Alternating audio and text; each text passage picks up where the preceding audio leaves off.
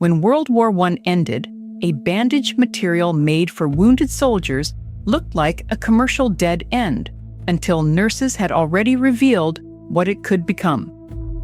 At the low point of this story, there is no glamorous invention launch, no triumphant unveiling, and no obvious consumer breakthrough.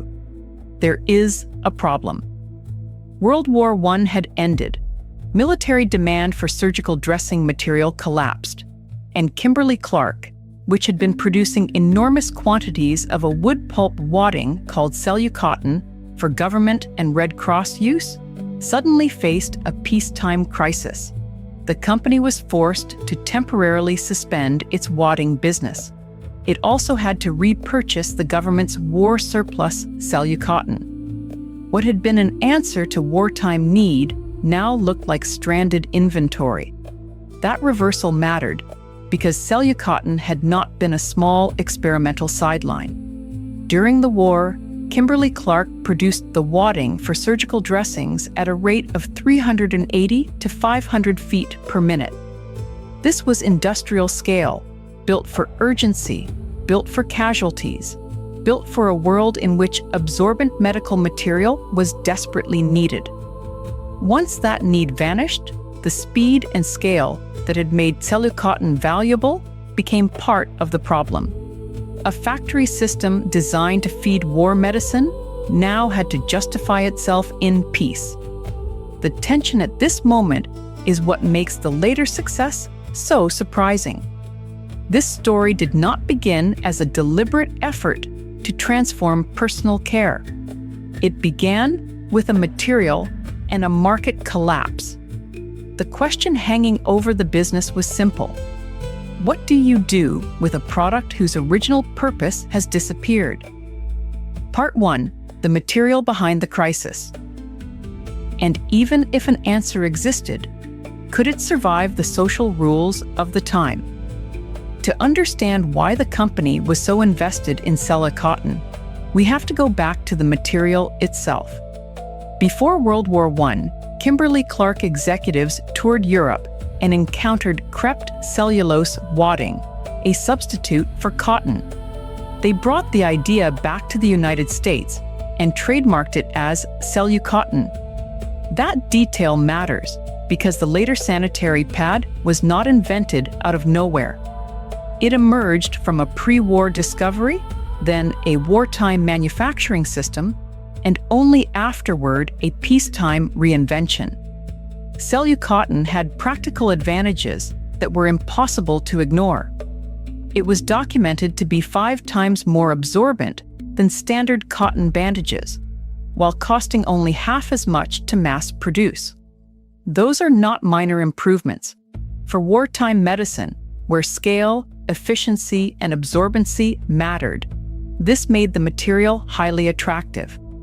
In a world facing severe surgical cotton shortages, a cheaper and far more absorbent substitute could move from interesting idea to essential supply very quickly. So the company's wartime commitment was rooted in material performance, not myth. Cellucotton was useful because it absorbed well and could be manufactured economically. That is the technical heart of the story. It also helps explain the puzzle after the war. If the material was that good, then perhaps it still had a future. But where? A highly absorbent cellulose wadding made sense in military dressing stations. Finding a civilian use was another matter entirely. The next turning point did not come from a boardroom theory. It came from observation, specifically from the people who had been closest to the material in practice. Part 2. What the nurses already knew. During the war, Army and Red Cross nurses discovered something that would change the product's future. The Cellucotton surgical dressings also functioned as extremely effective makeshift sanitary napkins. This is the hinge in the entire story. A medical supply designed for wounded soldiers had revealed another use through everyday necessity and experience. That discovery becomes even more significant when set against what many American women used before disposable pads existed. According to the verified record here, women generally had to rely on homemade solutions by washing and reusing cloth rags. In other words, the existing standard was private, improvised, and reusable. There was no established mass-market disposable alternative with the later familiarity of modern products. The nurse's wartime adaptation suggested not just a different material, but a different model of menstruation management. It is important to keep the credit clear and fair. The company manufactured Cellucotton. But the practical insight that it could serve effectively as a sanitary napkin came from Army and Red Cross nurses who used the dressings in real conditions. The commercial product that followed was built on that observed repurposing. This is not a story of a single heroic flash of genius. It is a story where industrial material science and women's practical knowledge met under wartime pressure. And yet, the discovery alone was not enough. Many useful ideas never become products. Menstruation at the time was surrounded by intense social restraint. Even if the material worked, could a company openly sell such an item? Could stores carry it? Could newspapers or magazines mention it? Part 3. From battlefield material to product. The promise was there, but so was a wall of silence. In 1920, the idea moved from possibility to manufacture. Female employees in a Wisconsin shed began hand-making commercial sanitary napkins using 40 plies of Cellucotton wrapped in fine gauze. The image is striking precisely because it is so modest. Not a giant, sleek consumer launch, but women assembling a new category by hand in a shed. That construction tells us a lot. 40 plies of Cellucotton meant the absorbent core remained central. Fine gauze wrapped the material into a form that could be handled and sold as a finished product. The company was no longer just trying to unload wartime surplus. It was shaping the material into something specific for peacetime use. Then came the name. The product was called Kotex. According to the verified account, the name originated from an employee's observation that the pads had a cotton-like texture. Even here, the naming stayed close to the physical qualities of the material. It did not loudly declare its purpose, and that restraint would matter in the world it entered. The transformation now seemed complete in technical terms. A wartime wadding had become a commercial sanitary napkin. But a product category is not truly born when it is manufactured. It is born when people can buy it without fear, shame, or confusion. And that was the real obstacle waiting on the other side of the factory door. If the material challenge had been solved by wartime necessity, the cultural challenge would be harder. How do you introduce a product meant for a subject many people believed should not be discussed at all? Part 4. The silence around the sale. Early commercial success was far from guaranteed because the barrier was not absorbency. It was etiquette, embarrassment, and refusal. Society's prim attitudes toward menstruation shaped nearly every part of the launch. Many publications initially refused to advertise the product. This was not a small inconvenience. Advertising was how a new consumer product explained itself, created trust, and reached women who might never otherwise hear of it. If magazines would not run the ads, the company lost one of its most powerful ways to normalize the product.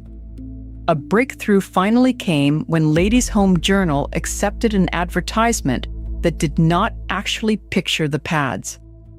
That detail captures the limits of what could be said.